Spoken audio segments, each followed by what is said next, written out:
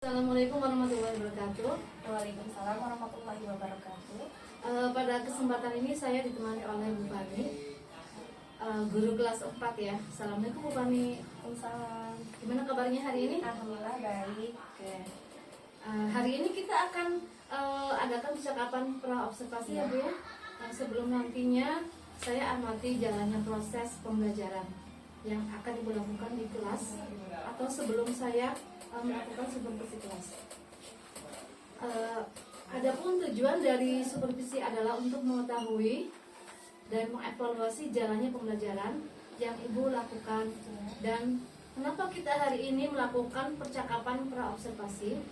Mungkin sebagai awal persiapan Ibu untuk melakukan pembelajaran agar lebih siap dan percaya diri sehingga memberikan pembelajaran yang terbaik bagi siswa, begitu ya Bu ya? Iya.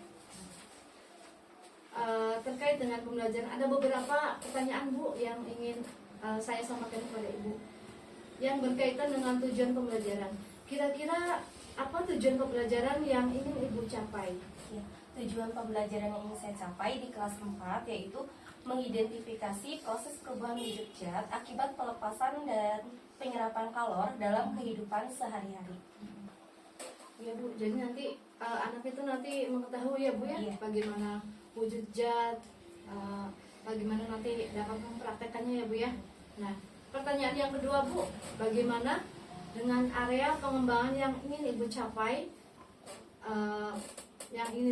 atau Ibu observasi? Ya. Yang ingin saya observasi itu di pengetahuannya, kognitif, dan keterampilan siswanya. Ya. Jadi yang ingin Ibu kembangkan yaitu di aspek kognitif dan keterampilan tadi ya. Nah, yang ketiga ya Bu ya, pertanyaan yang ketiga, saya ingin mendengarkan dari Ibu bagaimana rancangan pembelajaran yang ingin Ibu terapkan di dalam kelas, misalnya menjelaskan strateginya, modelnya, atau metodenya.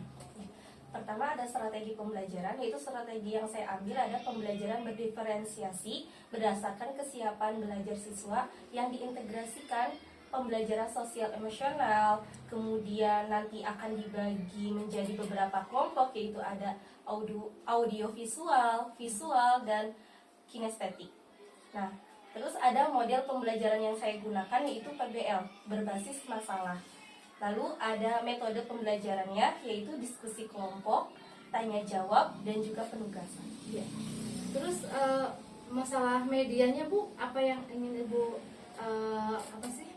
untuk media pembelajarannya apa saja yang akan Ibu? Nah, untuk media pembelajarannya itu ada LKPD, PowerPoint, dan laptop. Nah, di sini kan mengenai wujud zat ya Bu. Nah, nanti di sini anak praktek wujud zat benda padat, benda cair, dan gas. Iya. Untuk benda-benda padat itu biasanya Ibu menggunakan apa? Benda padat itu nanti ada batu ya yang ada di sekeliling sekolah aja. Iya. Untuk yang benda cair Bu? Benda cair juga sama, kan ada air, bisa air, menggunakan air. Iya. Kalau gasnya nanti saya menggunakan balon dan botol aqua. Baik Bu, mungkin itu saja ya Bu yang dapat kita observasi. Nanti setelah Ibu mengajar di kelas atau saya observasi di kelas, nah nanti setelah itu ada pasca observasi Bu. Ya. Bu, terima kasih ya atas waktunya Ibu. Mudah-mudahan nanti pembelajarannya berjalan dengan lancar ya Bu ya.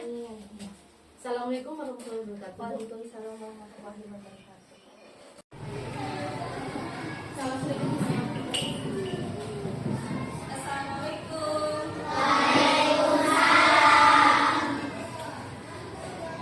Selamat pagi anak-anak. Sebelum belajar, alangkah baiknya kita berdoa terlebih dahulu ya. Ayo Vero, siapkan. Sebelum belajar, mari kita berdoa. Doa dimulai. Bismillah.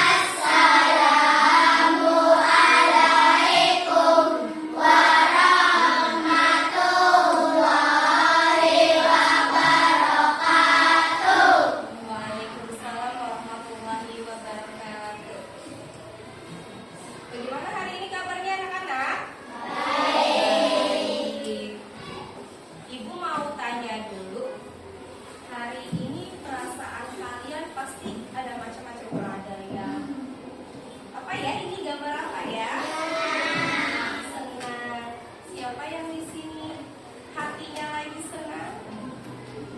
Gak ada yang lagi senang? Tidak ada. Lagi marah? Tidak. Siapa yang lagi marah? Apakah habis berantem sama adiknya? Tidak. Tidak. Apakah lagi sedih? Iya. Sedih kenapa? Sedih kenapa? Kenapa Tesya hari ini sedih?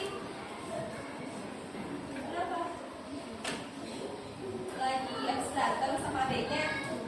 Iya, kenapa? Ya, kita nggak boleh sedih ya.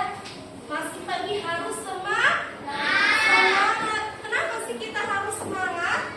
Biar belajarnya fokus. Ya. Nah, ada yang merasa takut tidak? Sakit? Tidak. Hari ini cuma lagi sedih aja. Nah, biar nggak sedih, semuanya berdiri dulu ya.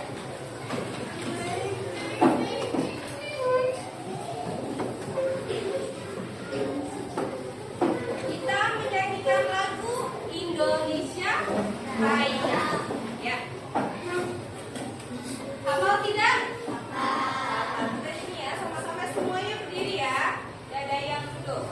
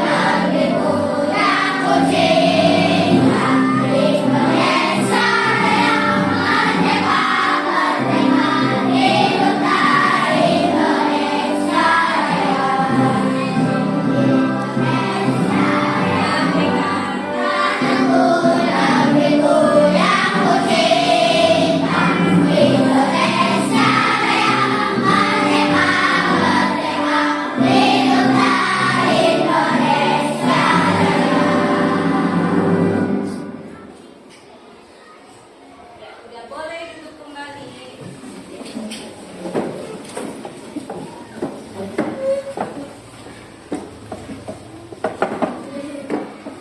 Kenapa sih tadi sebelum pembelajaran dimulai kita menyanyikan lagu Indonesia Raya dulu?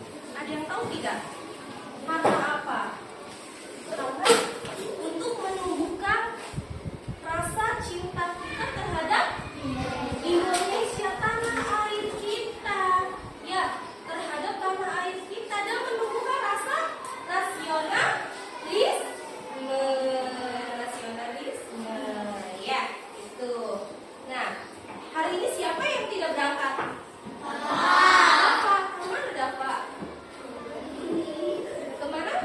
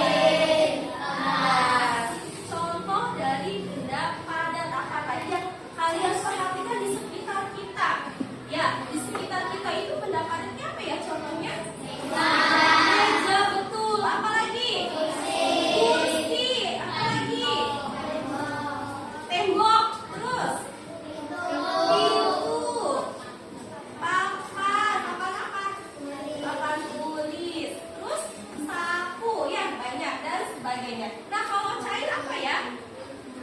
Air. Terus apa lagi?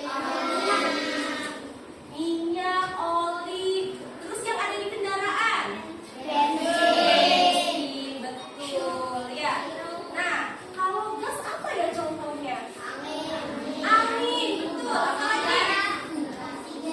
Oksigen. Iya, yang kita hirup ya, oksigen. Nah, apa saja ya sifat-sifat wujud benda? Nah, sekarang kita nyanyi dulu. Sama-sama ya, bisa?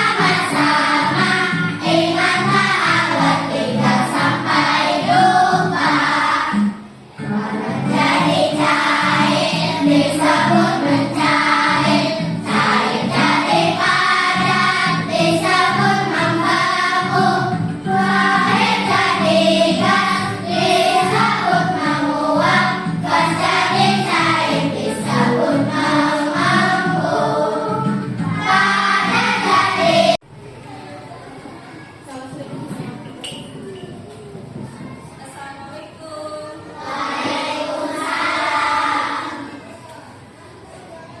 Selamat pagi anak-anak.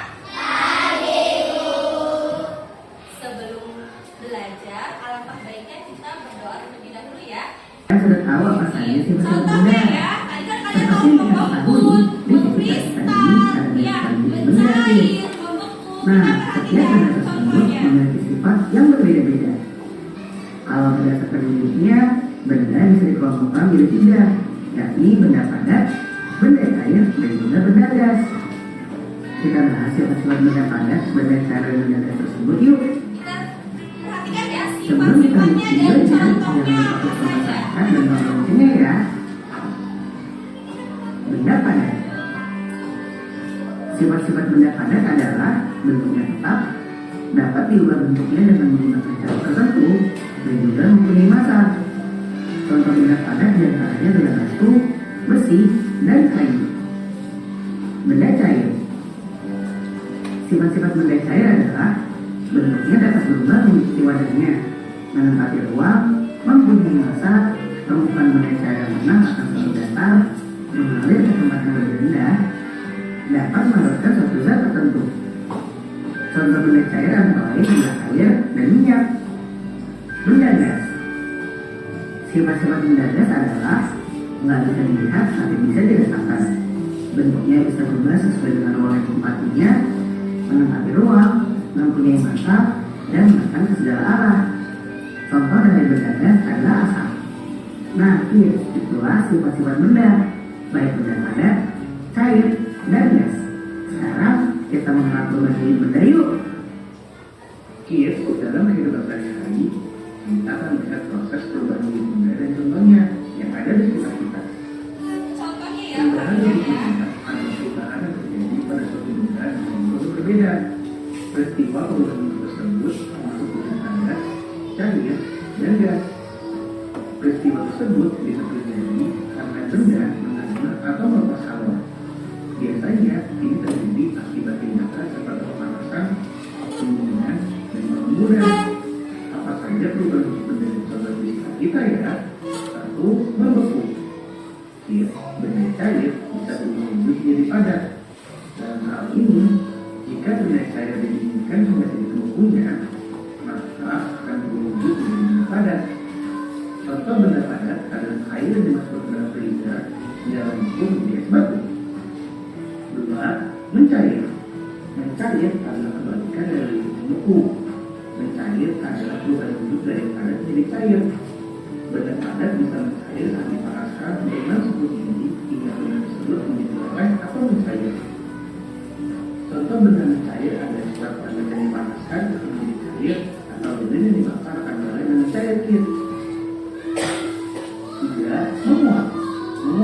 adalah peristiwa perubahan dari cair menjadi gas. Pada proses ini, bagaimana zat memasak menjadi panas? Contoh proses menguap adalah proses penguapan kadar air yang dimasak. Dan itu, bensin yang dibiarkan berada pada tempat terbuka lama-lama akan habis sebelum diseduh. 4. Mengembun. Mengembun ini adalah peristiwa perubahan wujud dari gas menjadi cair. Pada proses ini, gas memerlukan energi panas. Contoh pada proses ini, saat es batu disimpan dalam suhu 12, maka bagian luar jadi basah. Kelima, menyublim. Menyublim ini proses perubahan wujud dari zat padat menjadi gas. Proses ini zat memerlukan energi. Contoh penyubliman bisa dilihat pada kapur halus yang disimpan pada lemari. Kapur lama-lama akan habis, dari padat berubah menjadi tepung. 6. Mengkristal. Mengkristal ini suatu proses perubahan gas menjadi padat, dan peristiwa ini zat memerlukan energi panas. Contoh dari proses ini bisa dilihat dari perubahan uap menjadi salju. Nah, teman-teman jadi semakin tahu kan tentang perubahan wujud benda. Sampai di sini dulu videonya. Jangan lupa like. Sudah paham? Contohnya apa tadi? Kalau mengkristal itu contohnya apa tadi? Mengkristal? Ayo. Salju. Kalau mengembun itu apa contohnya? Kalian pernah lihat kalau jalan-jalan pagi nih di rumput-rumput ada airnya dari daunnya? Ya, itu namanya embun. Ya, terus apalagi menyublim, contohnya apa? Ayo, menyublim, contohnya apa?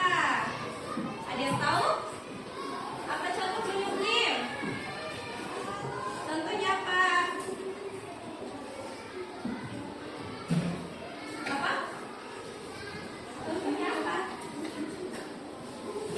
Kalau menguap contohnya apa?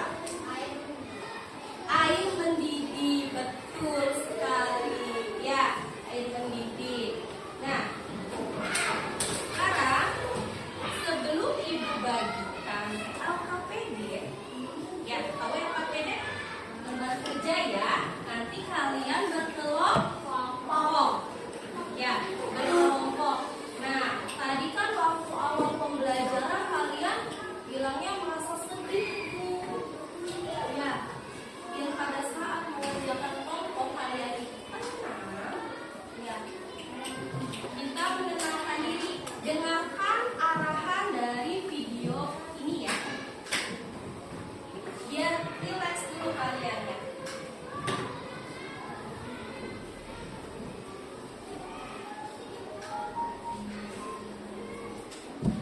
Yang ringan siap Kak? Siap ya? Ikutin arahannya. Mari kita stop sejenak dari kegiatan apapun yang dilakukan saat ini. Mari istirahatkan sejenak fisik dan mental selama kurang lebih 3 menit saja. Sebelum mulai, silakan Anda duduk senyaman mungkin. Duduknya senyaman mungkin. Anda bisa Bagaimana bergeser enaknya posisi duduknya tempat nyamannya, duduk posisi agar nyamannya seperti menjadi lebih apa? nyaman. Bagaimana posisi Setelah nyamannya? untuk duduk Ayo tidak duduknya. membungkuk, tetap tegak, tetapi kedua bahu rileks. Relax. Mari rasakan kursi yang menopang tubuh Anda. Boleh sambil senderan. Relax. Rasakan kedua telapak kaki bertumpu pada lantai. Rasakan apa yang membuat kalian sedih? Ya. Letakkan tangan pada pangkuan atau di atas meja. Assalamualaikum warahmatullahi wabarakatuh. Waalaikumsalam warahmatullahi wabarakatuh.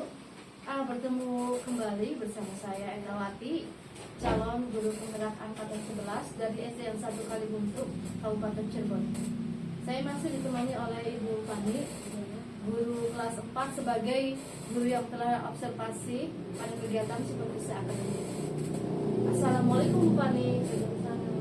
Bagaimana kabarnya hari ini? Alhamdulillah baik. Oke. Tujuan dari kegiatan pasca observasi ini yaitu merefleksikan hasil pembelajaran yang kemarin. Baik di percakapan pasca observasi ini, saya akan memberikan pertanyaan kepada Ibu Fani terkait dengan jalannya proses observasi kelas yang sudah Ibu Fani lakukan dan tujuan untuk mengevaluasi sejauh mana proses pembelajaran yang sudah dilakukan, ya. Tadi Ibu sudah melakukan pembelajaran dari mulai pendahuluan Ibu ya, menanyakan kabar, memberi semangat kepada siswa ya Bu ya, menanyakan kenapa belum belajar, kenapa sebelum belajar kita harus menyanyikan lagu Indonesia Raya, gitu. Persepsi, terus menyampaikan tujuan, menanyakan pertanyaan pemantik, menggunakan media pembelajaran yang menyenangkan, menggunakan teknik stop, dan juga selain itu Bu Fani juga menggunakan media atau alat yang akan dipraktekkan. Berdiskusi berarti mengajak siswa untuk kemampuan berelasi. Nah, baik Ibu, untuk pertanyaan yang pertama ya Bu ya, bagaimana nih Bu perasaan Ibu terkait dengan jalannya proses observasi kelas yang sudah berlangsung? Awalnya saya merasa ragu ya Bu, tegang gitu, karena belum terbiasa mengajari observasi. Tapi alhamdulillah setelah dipraktekkan langsung berjalan dengan baik. Baik Ibu, bisa diceritakan kembali Bu area pengembangan apa yang Ibu lakukan di dalam kelas, kemudian langkah-langkah apa atau tahapan apa yang sudah Ibu lakukan di kelas? Untuk area pengembangan itu ada 2 ya Bu, di pengetahuan dan keterampilan. Iya. Untuk di pengetahuan, saya memberikan pengetahuan tentang wujud zat dan perubahannya. Kalau untuk di keterampilannya, siswa membuat atau mempraktekkan mengenai wujud zat dan perubahannya. Iya, jadi di area pengembangan Ibu menekankan siswa itu untuk mengetahui bagaimana sih cara wujud zat itu berubah gitu ya Bu ya. Dan untuk area keterampilannya itu siswa langsung mempraktekkan ya agar siswa itu lebih tahu dan lebih memahaminya. Baik, untuk pertanyaan berikutnya Ibu, menurut Ibu sejauh mana area pengembangan yang sudah Ibu sampaikan tadi, apakah sudah berhasil di dalam kelas atau belum maksimal? Kalau menurut saya sudah dilakukan dengan baik ya Bu, dan sudah sesuai dengan tujuan pembelajaran, namun masih ada kendala. Nah, menurut Ibu kendala apa saja sih yang dihadapi pada saat pembelajaran di kelas? Ya, kendala yang dialami di kelas itu masih ada siswa yang belum aktif. Ya, jadi masih ada yang pasif. Iya. Kira-kira mengapa ya hal itu bisa terjadi? Mengapa mereka itu terkesan tidak aktif atau cenderung diam?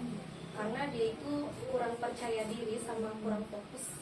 Nah, untuk rencana berikutnya atau kedepannya, apa nih yang akan Ibu lakukan untuk agar proses pembelajaran itu berjalan lebih baik lagi, Bu? Saya akan lebih memvariasikan lagi materinya dengan media pembelajarannya. Ya, mudah-mudahan apa yang akan Ibu Fani lakukan dapat terrealisasi dan memberikan proses pembelajaran yang lebih baik lagi dari yang kemarin, Bu ya. Saya tunggu nih Bu cerita berikutnya, Bu ya. Nah, kira-kira kapan nih Ibu Fani akan melakukan perubahan dengan rencana yang Ibu sampaikan tadi? Insya Allah minggu depan akan saya melakukan perubahan. Baik Ibu, terima kasih atas jawaban-jawabannya. Mudah-mudahan apa yang Ibu rencanakan dapat secepatnya direalisasikan. Terima kasih atas kesempatannya pada hari ini. Jadi kegiatan pasca observasi telah dilakukan. Terima kasih, semoga pengalaman dari Ibu Fani bisa bermanfaat bagi kita semua. Saya akhiri wabillahi taufiq wal hidayah. Wassalamualaikum warahmatullahi wabarakatuh. Waalaikumsalam warahmatullahi wabarakatuh.